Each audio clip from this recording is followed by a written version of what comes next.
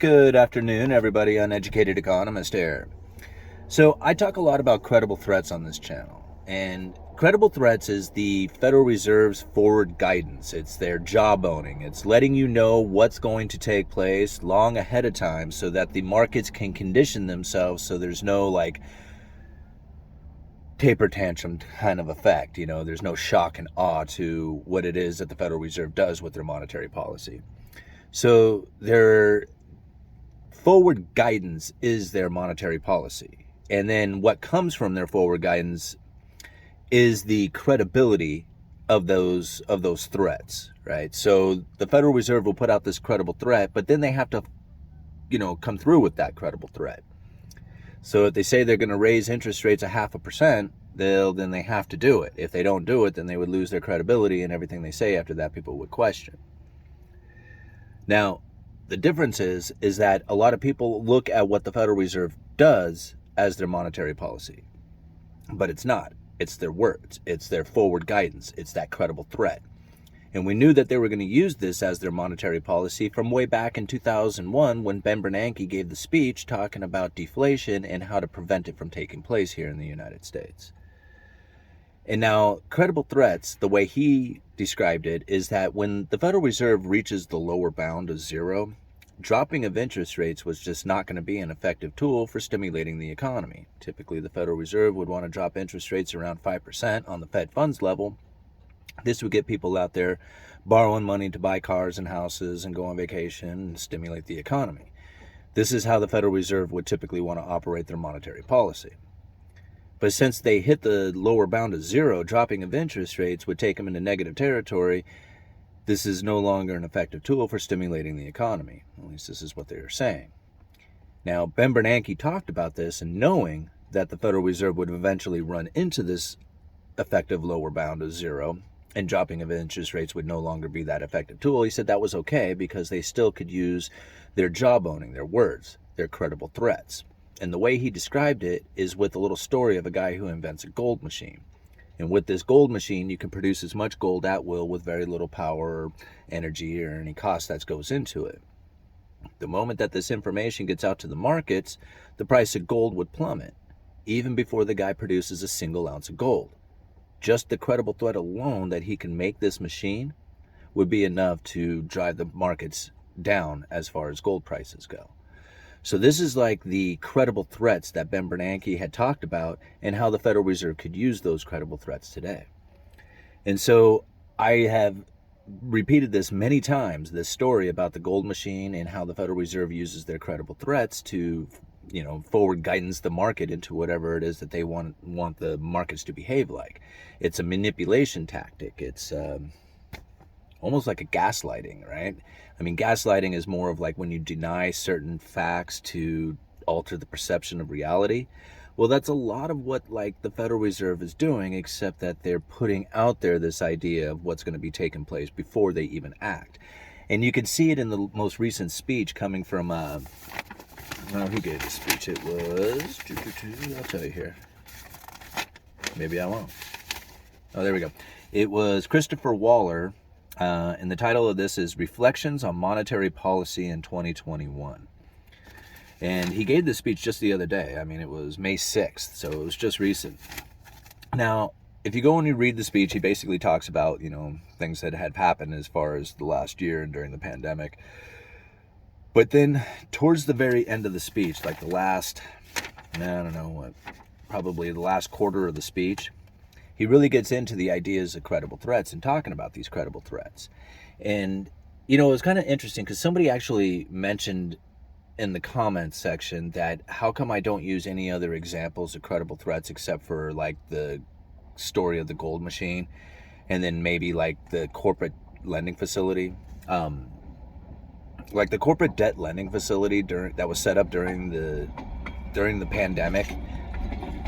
That was the Federal Reserve in conjunction with the Treasury had set up a lot of lending facilities. And these lending facilities were meant to backstop every corner of the financial market. So if there was credit card debt, car loan debt, house debt, didn't matter, the Federal Reserve was going to be there.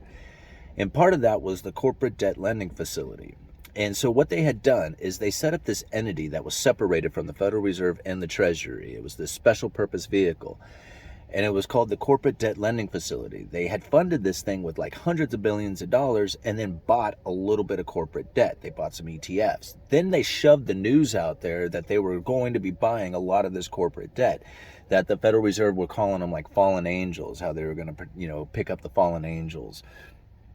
And this drove the people nuts. Like, investors just went crazy with this news, saying that the Federal Reserve was, basically saving the corporations, was like, buying up all these corporations and going to pick the winners and losers. And there was all this like talk about it. Well, the markets ran out there and tried to front run the Federal Reserve. So they went out there and bought a bunch of the corporate debt, which made the Federal Reserve kind of sit back and say, hey, we don't even need to buy anything. The markets took care of business for us. They went out there and bought all this corporate debt, trying to front run us just off of the sheer idea that we were going, just the credible threat of them being able to buy the corporate debt was enough to take care of business. They didn't have to do anything.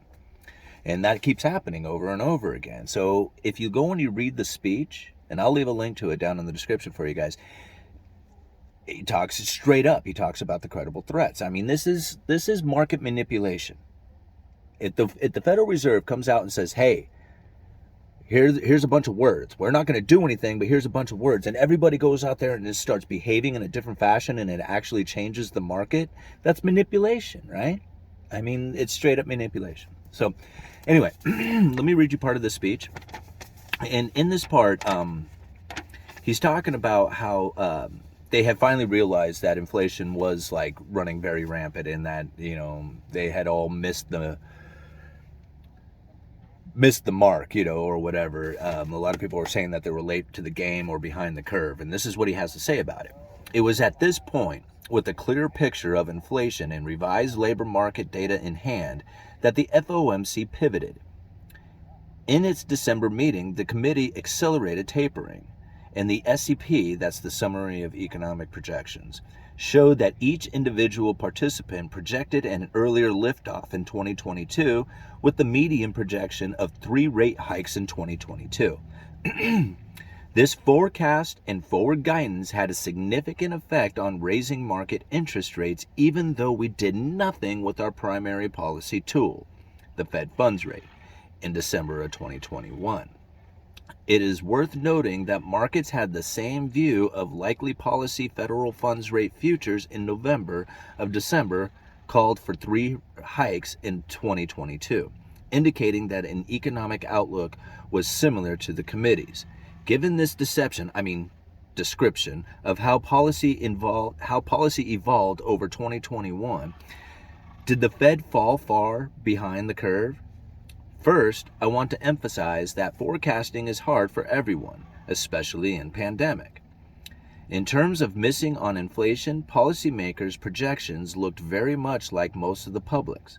For example, as shown in Table 1, the median SEP forecast for 2021 Q4 PCE, which is the personal consumption expenditures, PCE inflation was very similar to the consensus from Blue Chip, which is a compilation of private sector forecasts. In short, nearly everyone was behind the curve when it came to forecasting the magnitude of the persistence of inflation. And he goes on to say here, second, as I mentioned, you cannot answer this question without taking a stand on employment leg of our mandate. There was a clear difference in views on this and what indicators should be looked at to determine whether we had met the substantial further progress criteria we laid out in December 2020 guidance. Some of us concluded the labor market was healing fast, and we pushed for earlier and faster withdrawals of accommodations. For others, data suggested that the labor market was not healing that fast and was not optimal to withdraw policy accommodations soon. Many of our critics tend to focus only on the inflation aspects of our mandate and ignore the employment leg of our mandate. But we cannot. So, what may appear as policy error to some was viewed as appropriate policy by others based on their views regarding the health of the labor market. Now, I think about that because I made a video probably a year ago, maybe even more, talking about how there was hire-on bonuses and all these job openings and mass help wanted signs everywhere, and everybody saw it and everybody was talking about it. And I said, that's full employment. The Fed has met its mandate. I mean, that's full employment, right? And we've been seeing inflation for well over a year. So if the Fed had a dual mandate of low and stable prices of around 2%, whatever that was, they well exceeded that. And the labor market was in full steam, considering that they had hire-on bonuses and massive help wanted signs at just about every single business. That meant that they were at full employment. But now that from the video that we did yesterday, we know that the Federal Reserve wasn't necessarily looking for jobs. They were looking to get the employment pay higher. So the lowest of the employment would have a higher wage. That's what they were shooting for. Once they got that up, then the inflation kicked in. Now they're trying to deal with the higher wages that are coming in at the lower end because people are earning too much money and driving the inflation higher. At least this is what they kind of say about it. So they want to kind of kill jobs, right? At least that's what we were talking about in yesterday's video. Anyway, let's move on. So this is where it gets interesting here, because it goes, now third, one must account for the setting policy and one must account for setting policy in real time. The committee was getting mixed signals from the labor market data in August and September. 2 consecutive weak job reports didn't square with rapidly falling unemployment rate. Later that fall, and then with the Labor Department's 2021 revisions, we found that payrolls were quite steady over the course of the year, as shown in Table 2.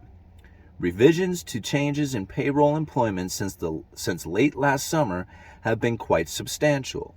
From the original reports to the current estimates, the change in payroll employment has been revised up nearly 1.5 million. As the revisions came in, a consensus grew that the labor market was much stronger than we originally thought. If we knew then what we know now, I believe the committee would have accelerated tapering and raised rates sooner. But no one knew, and that's the nature of making monetary policy in real time. Finally, if one believes that we were behind the curve in 2021, how far behind were we? Here we go. In a world of forward guidance, one simply cannot look at policy rate to judge the stance of policy. Even though we did not actually move the policy rate in 2021, we used forward guidance to start raising market rates starting in September of 2021 statement, which indicated tapering was coming soon. The 2-year Treasury yield, which I viewed as a good market indicator of our policy stance, went from approximately 25 basis points in late September of 2021 to 75 basis points by late December. That is the equivalent, in my mind, of two 25 base point policy rate hikes for impacting the financial markets. When looked at it this way, how far behind the curve would we have possibly been if, using forward guidance, one views rate hikes effectively beginning in September of 2021? So I've said that many times before, that it's not so much about what they are doing, it's about what they are saying. And the Federal Reserve could sit on their hands and say that they're going to be doing a bunch of stuff and get the markets to react. The only problem with it is that they actually have to come through with those credible threats. Now, as we go into the future, people are anticipating that the Federal Reserve is going to be moving their Fed funds rate up to 3, 4, 5, 6% because that's what they hear out in the media. But the Federal Reserve hasn't said that yet. They are putting out the threat that they are going to raise interest rates by 0.5 point going into the next few meetings. But there's no guarantee that that's going to take place. And at some point, you're going to hear them say the next policy meeting will be data dependent on whether or not they move the interest rates. That is when you know that they're coming to the end of the interest rate hiking, is when they make that kind of statement, when we are data dependent on the next move. But as of right now, you're going to start seeing interest rates move. The interest rate hikes are going to continue into the future until you hear that statement. All right. Uneducated economist, you guys let me know.